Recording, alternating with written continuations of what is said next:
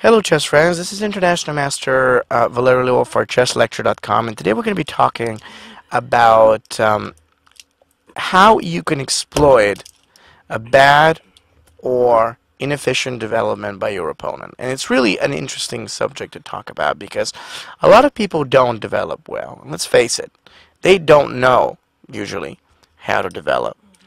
So what would you do in in situations or so when your opponent's bad or behind in development? How do you do that? How do you use it? This is going to be quite interesting. So what I would like to do is show you a game that was played by the Grandmaster. He was a great Grandmaster actually. So it was played by White. His name was Wei Yi. He's rated about 2700, and his opponent was another Chinese Grandmaster, Xu Yinglan. So White started with e4, c5, knight f3, d6, d4, pawn takes d4, and knight takes d4. Knight f6, knight c3, pawn a6. Now this is the Najdorf variation. We realize, okay, it's a fine opening. Basically, the main goal for black is to solidify the position and keep everything together. And it's a pretty good option. It's a really good idea. So what are we supposed to do now? I mean, it's obviously a pretty good position for him.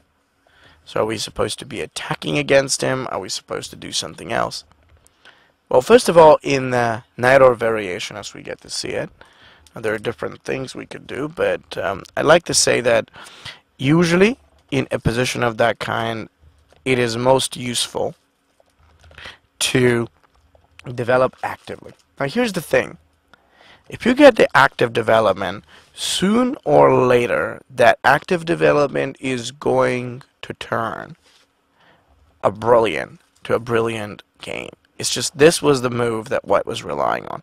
He knew that if you develop actively for long enough, most often, that can kill your opponent, and that's what's really going with the move of bishop to the g5 now. We have a pretty good challenge over the f6, and we've got the black king that's just not so good. And so, for example, after the move bishop to the g5, now what black played alongside with was knight d7, and of course bishop c4 is taking place. Queen b6. And so here comes a very useful question. What do we do with White? You know, White has a very good-looking bishop on the g5, as well as the bishop on c4. I think that for the most part, those are not so bad pieces. But question is, how do we advance now? What do we do in this case? Take a moment and think about this. What exactly would you want to do right now?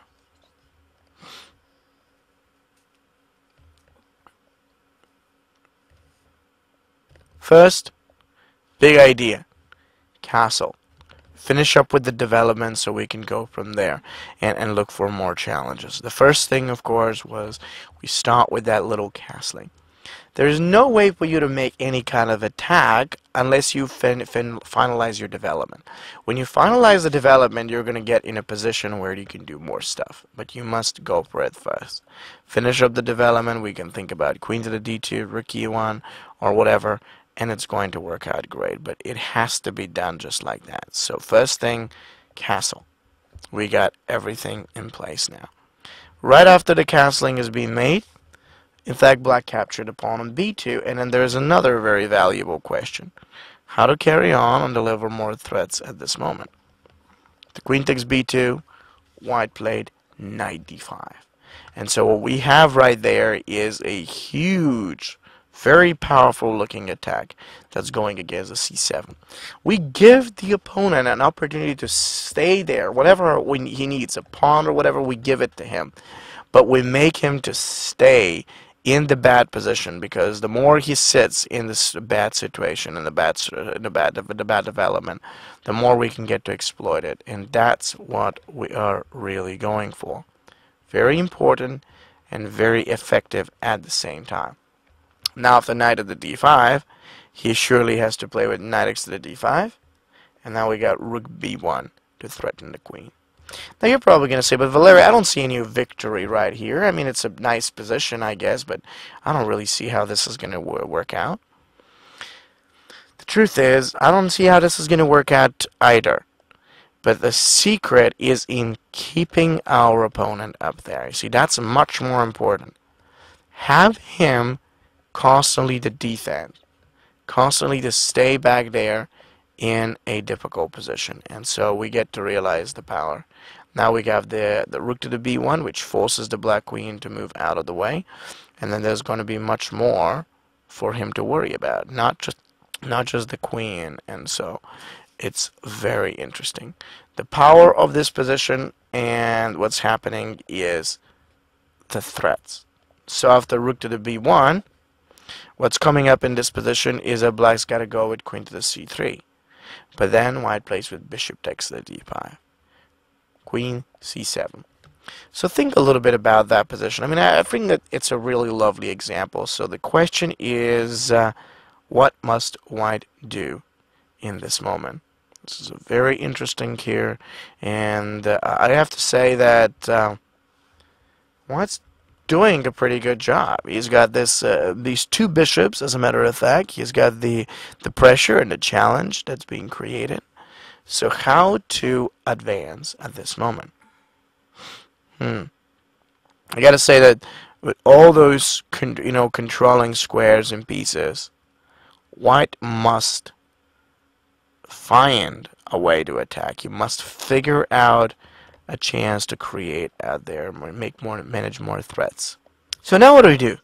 I mean, the development's good, the structure is pretty strong, and I have to say, the way it looks, white is doing a pretty good job. So we have the space, we got the activity, have the power. So how do we use it? First off, what you need to understand is that there are two key elements that make for a successful attack against the opponent. Okay, this is very important to know. The first thing is that we basically need a lot of what I would call pieces. Strong, good-looking pieces that will help us out with the advance. The second very important thing that we need to do is the possibility to get more lines open. Now that's very necessary because through those lines we could basically create more problems versus our opponent, and that's a very valuable idea. So we need more pieces and more files. That's how we want to make it work. Is it possible? Yes. Yes, it is. Just need to be very careful. So white already got the pieces. He already got the setup. So what was just most necessary was to get open lines. And that's where white actually plays along f4. He plays alongside f4 in order to get ready and prepare himself for the e5. And then what we actually realize is that there is going to be e5 in case of the exchange, recapture, and so forth, so on and so forth. This just looks pretty good. The setup looks great. The opening of the position even more so. Wonderful idea. If you're ahead in development, don't forget that one of the best ways to go is to open. Now when you combine that with some of the better pieces that you have, then you can be very successful. That's the truth. This is a very interesting type of position, and actually as soon as we have that done, we have a great structure. e5's coming on any second now, but the most important is that white is being absolutely perfect. So let's take a look and see what's coming on next. After that move, essentially black continued with the move of e6, and this is where white played rook e1. That was beautiful. Rook e1 now is designed so in case black actually gets to capture the d5, we can very quickly retake it, and then we're going to have a discovered attack against the black king, which really leads him to no good in the given position. So you see, it's the combination of pieces and files that you get will make you and your plan most successful as it goes. So that was pretty good. Now, Of course, it's not enough, but it's pretty good as a start. So black plays knight c5. Now I want you to think. What would you like to do with white in this position if this is the development, if this is the setup that we're having, in order to take most advantage? I mean, obviously, it's a pretty good position. Almost everything feels well placed and developed or solid. But what we need to do is to discover more challenges, to play a little faster like this. So how to play right now?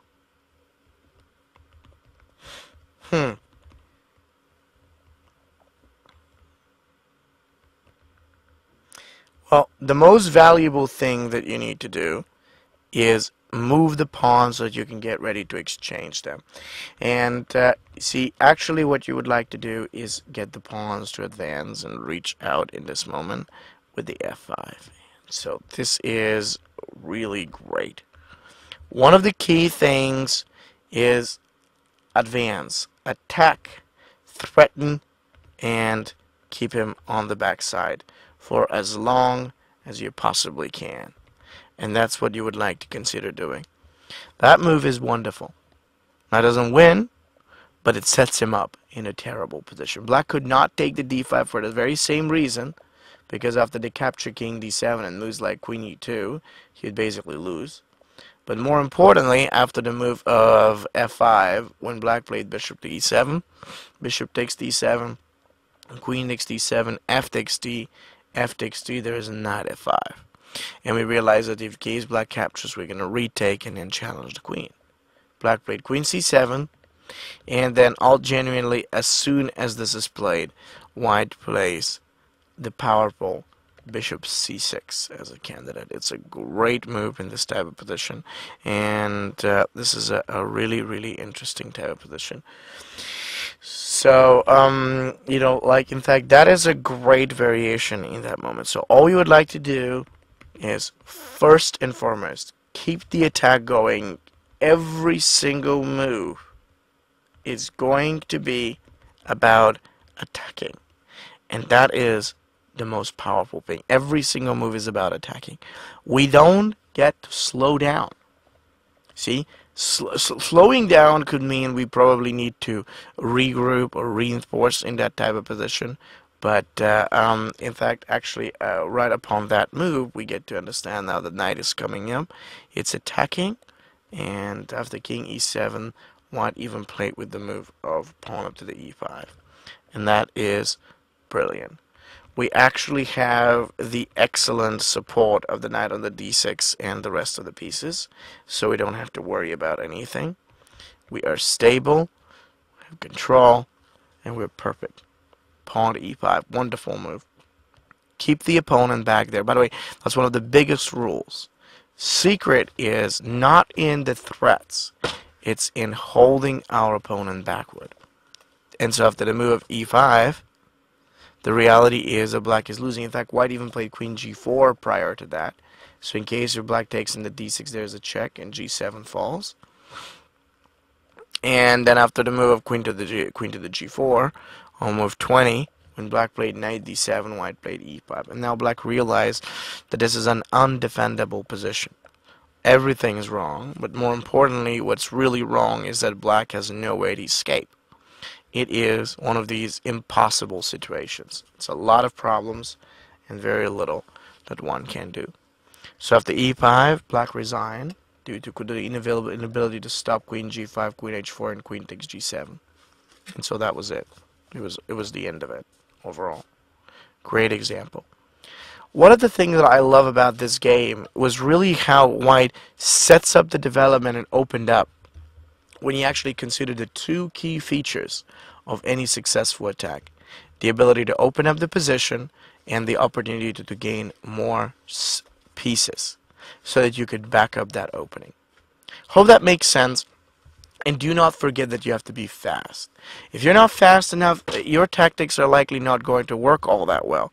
So considering the speed, the pressure, and the challenges you can create, that's going to help you big time when you launch your attack in order to make it successful. Thank you so much, and I hope that these concepts can help you to develop a stronger strategy whenever your opponent does not finish up his own opening correctly.